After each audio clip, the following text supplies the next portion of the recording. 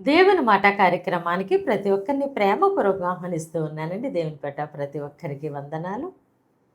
ఎంతకాలంగా ఎదురు చూసినా ఇంకా నాకు దేవుని యొద్ద నుంచి జవాబు రాలేదు. దేవుడు అసలు నా ప్రార్థన ఆలకిస్తున్నారా? నా ప్రార్థన పరలోకము తాకుతుందా లేదా? దేవుడు మౌనంగా ఉండిపోయాడు అని అనుకుంటూ ఉన్నావేమో. అయితే దేవుడు ఈరోజు నీకు చెప్పేదొక్కటే. నన్ను నమ్మి ఎదురు చూసిన వారిని నేనెన్నడూ అవమానపరచును, నిరాశపరచును, సిగ్గుపరచును అని దేవుడు అంటూ ఉన్నారు. నీ ఎదురుచూపు వ్యర్థము కాలేదు, వృధా కాలేదు అంటున్నారు దేవుడు. మనుషులు ఇంకా కార్యము జరగలేదా? ఇంకా నీకు దేవుని యొద్ద నుంచి జవాబు రాలేదా? అని అడుగుతూ ఉన్నారేమో. అయితే దేవుడు అంటున్నారు సమయము సిద్ధమైంది అని. దేవుడు మన జీవితంలో ఎప్పుడు ఏ కార్యము చేయాలో ఆయన సమయమందు జరిగిస్తూ ఉన్నారు.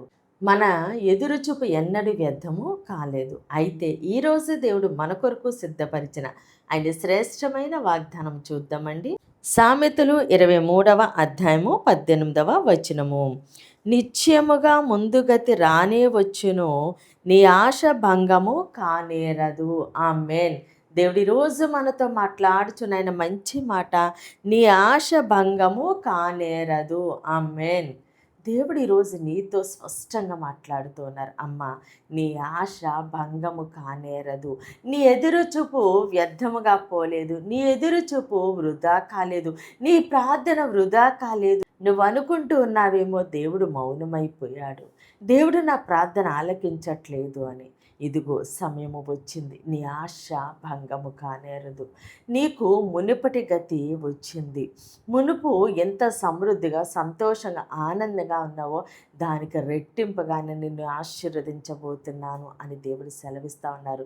దేవుడు అంటున్నారు, నువ్వు నన్ను నమ్ముకొని ఉన్నావు కనబట్టి నేను ఏ విషయంలోనూ సిగ్గుపరచను, నిరాశపరచను, అవమానపరచను అని. కాబట్టి మన ఎదురు చూపు వృధా కాలేదండి. మనము దేవుని సన్నిధిలో చేసిన ఏ ప్రార్థన వ్యర్థముగా పోలేదు.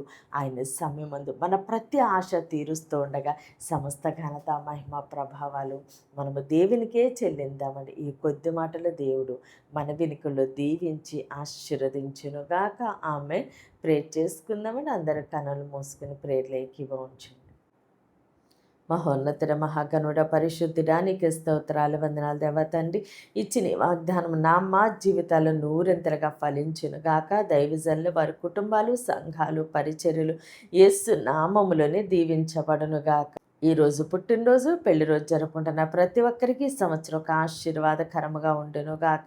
దేవుని మాట పరిచర్యలో పాలిభాగస్తులే భారం కలిగి ప్రార్థన చేయుచున్న ప్రతి ఒక్కరిని దేవుడు బహుగా దీవించి ఆశీర్వదించునుగాక. యవ్వన బిడ్డలకి ఏసునామములో మంచి భవిష్యత్తు కలుగునుగాక. వివాహాలు కావలసిన బిడ్డలకి ఏసునామములో ఘనమైన వివాహములు జరుగునుగాక. మూయబడిన ప్రతి గర్భము యేసు నామములోనే తెరవబడునుగాక. అయ్యా, ప్రతి బిడ్డని నీ చేతులకు అప్పగిస్తూ చిన్న ప్రార్థన పాదసాన్ని చేర్చుకోమని యేసుక్రీస్తు అతి పరిశుద్ధ నామందు బ్రతిమాలి వేడుకుంటున్నాం మా తండ్రి. Amen, amen, amen. దేవుడు మిమ్మల్ని, మీ కుటుంబాన్ని దీవించి ఆశీర్వదించునుగాక. ఆమెన్.